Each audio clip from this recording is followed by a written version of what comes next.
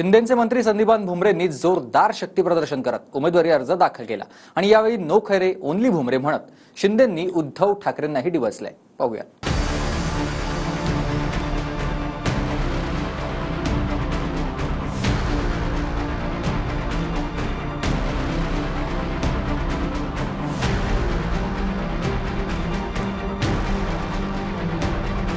No Khaire only Bhumre.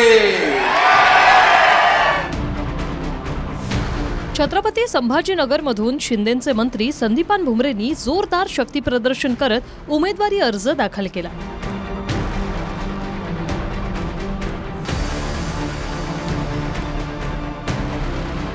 भुमरेंचा अर्ज दाखल करण्यासाठी स्वतः मुख्यमंत्री एकनाथ शिंदे हजर होते। क्रांती चौक ते गुलमंडीपर्यंत रॅली काढण्यात आली। या शक्ती प्रदर्शनात मुख्यमंत्री शिंदेंसह भाजपचे केंद्रीय राज्यमंत्री भागवत कराड, रेल्वे राज्यमंत्री रावसाहेब दानवे, मंत्री दादा भुसे हजर होते।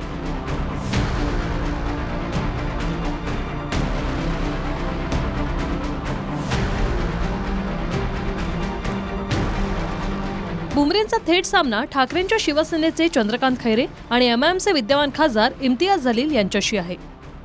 छत्रपती संभाजीनगरच्या भुमरेंच्या रॅलीत मनसे अध्यक्ष राज ठाकरेंचेही पोस्टर झळकले आणि नो खैरे ओनली भुमरे असं म्हणत भुमरेंना विजयी करण्याचं आवाहन शिंदेंनी केलं। नो खैरे ओनली भुमरे,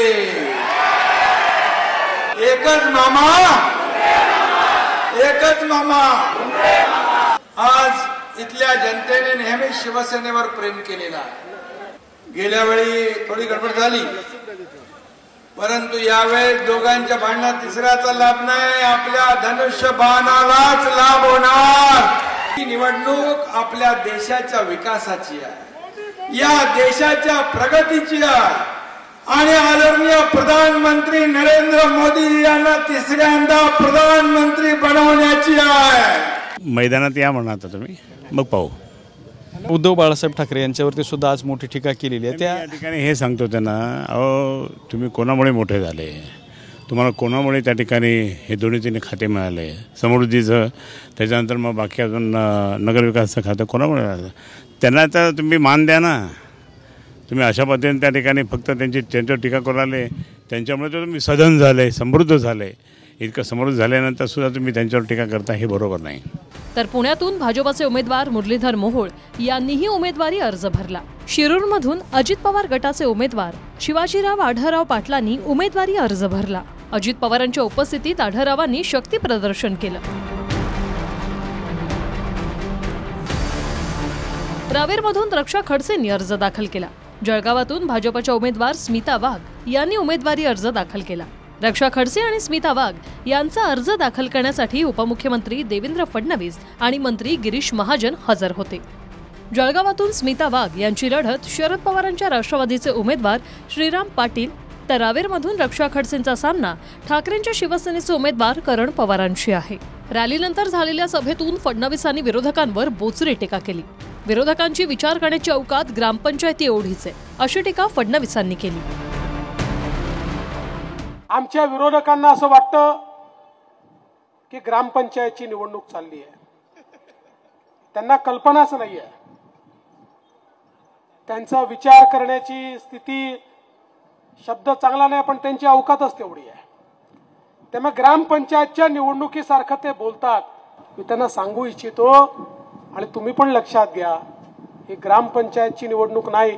रावेर मतदारसंघाचा अर्ज दाखल करण्याआधी रक्षा खडसेंनी एकनाथ खडसेंचा आशीर्वाद घेतला आणि रक्षा खडसेंच्या तिसऱ्यांदा विजयाचा विश्वास नाथाभाऊंनी व्यक्त केला। गेले 2 टर्म 10 वर्ष रक्षाताईंनी या मतदारसंघात आणि दिल्लीला संसदेमध्ये अत्यंत चांगलं काम, प्रभावीपणे काम केलेलं आहे आणि त्यामुळे तिसऱ्यांदा त्यांच्या तिकिटाची शिफारस केलेली आहे आणि मला विश्वास आहे, कार्यकर्त्यांचा आशीर्वाद आहे, मतदारांचा आशीर्वाद आहे आणि मतदारांच्या आशीर्वादामध्ये त्या तिसऱ्यांदा परत निवडून येतील असं मला विश्वास आहे। जोरदार शक्ती प्रदर्शनात उमेदवारी अर्ज भरण्यात गुरुवारचा दिवस गाजला, तर इकडे बारामतीत सुप्रिया सुळेंची कन्या रेवती सुळेही प्रचारात उतरल्या। तसं अजित पवारांचं कुटुंब सोडलं तर सर्वच जण सहभागी झाले. आता बारामतीत पदयात्रेतून रेवती सुळे पहिल्यांदाच आईसाठी मतं मागताना दिसली. Bureau report, TV9 Marathi.